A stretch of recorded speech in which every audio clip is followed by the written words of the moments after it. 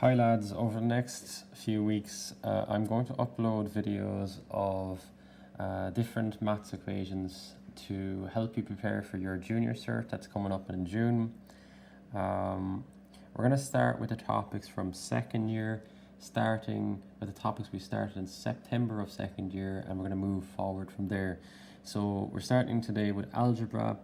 We're going to practice a linear equation, and we're going to practice an equation where we're simply asked to simplify an equation. So to practice all of the rules we've learned in algebra. Okay, so I'm going to start with this question here. And then it's important to read the question. It says here in this question that we're going to solve the equation. So solving means that at the end of the equation, I'm going to have an answer. It's going to be x is equal to something. So in this question here, first things first, I have to recognize what the brackets mean. The brackets mean multiply. So when I multiply this, it'll be the number outside of the bracket multiplied by everything inside the bracket. Okay, so 3 multiplied by x gives us 3x. 3 multiplied by 5 gives us 15. And over here then we have a plus. We have 2 bracket 2x, which is 4x. We have 2 bracket 6, 2 bracket 3 order, which is 6. Now, I've solved the brackets. We've now got something that's much more simplified. Do not forget the equal to sign. That's equal to 0. The next thing I have to do then is simplify. Okay, so we look for any term that is a like term. 3x, 4x are like terms. You can see 15 and 6 could be added together. So therefore 3x plus 4x is 7x. How did I know it was a plus? Because, well, it's a plus here. 15 and we have a plus 6. That is 21. That's equal to 0. Now, at this stage and only at this stage are we going to move items across the equal to sign. Now we're going to move across this 21, but do not forget when a number or a letter goes across an equal to sign, it changes sign. So therefore 7x equals minus 21, x is equal to. Now remember, I want to find the value of x. I don't care what 7x is worth, I want to find x. We're told 7x's are worth minus 21, so therefore what is x worth? We're going to divide across here by 7. So therefore the final answer is x equals minus 3. Okay, that is the answer. Now I expected that I was going to get a number at the end of this because it says that I had to solve it. That is the first style of a question. The next style of a question is where you're asked to simplify. Now simplify means we want it in such a way that there's no brackets and the numbers have been brought down to hopefully one number as well.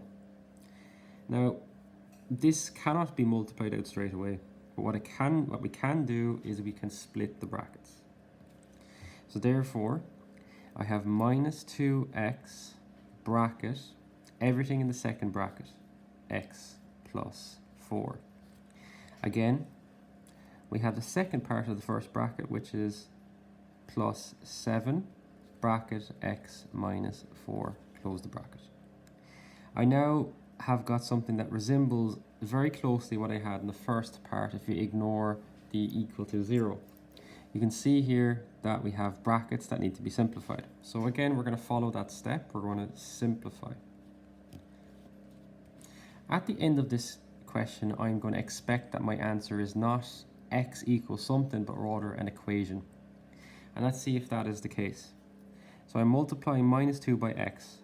Remember, you can put a 1 in front of the x to help you. Minus 2 bracket 1 is minus 2. So minus by a plus is a minus. X multiplied by x, but that's x to the power of 1 and x to the power of 1, so that's x to the power of 2. We have minus 2x bracket 4, so that's minus 8x plus 7 bracket x, 7x, 7 by minus 4, minus 28. if you keep forgetting to multiply the second part of the bracket, how about using arrows? So multiply the first part of the bracket, multiply the second part of the bracket, first part of the bracket, and the second part of the bracket. That might be a tip for you to make sure you're doing this correctly. At this stage, I look at my answer and say, have I fully simplified my answer? If the answer is no, then we do need to simplify it. Look at what's in common. What are the like terms? I can see straight away that we have an x and an x.